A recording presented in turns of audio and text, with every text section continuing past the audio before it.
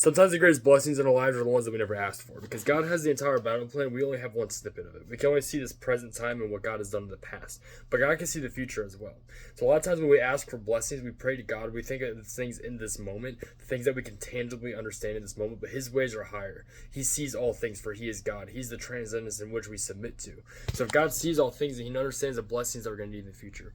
I think sometimes that we forget that the process is sometimes just as much as a blessing as the destination is, because looking back at my life, some of my greatest blessings were not the tangible things I could hold, but the things that shaped and changed my life. The things that made me who I am because of who God is. So I have a testimony of my past with anorexia and bulimia and depression and suicidal thoughts. And in that moment, the only thing I could see was the next 10 minutes of my life when I was going to go take my life.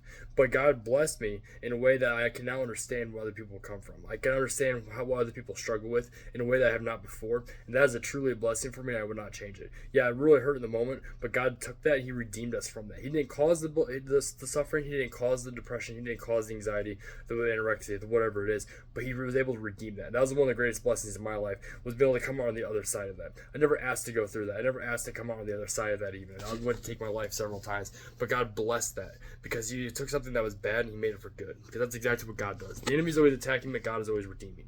So I think we have to understand that sometimes the blessings that we cherish the most, or that are the most influential in our lives, are things that we in that moment did not understand were truly going to impact us, and God redeemed us from that because His ways are higher. We do not see the future like God sees the future. We can only live in the present moment and hope that God is our future. We place our hope in Him. So remember that, guys, that sometimes when you go to God in prayer and you ask for blessings, understand that the process to get to that blessing sometimes is the blessing in and of itself. God bless y'all.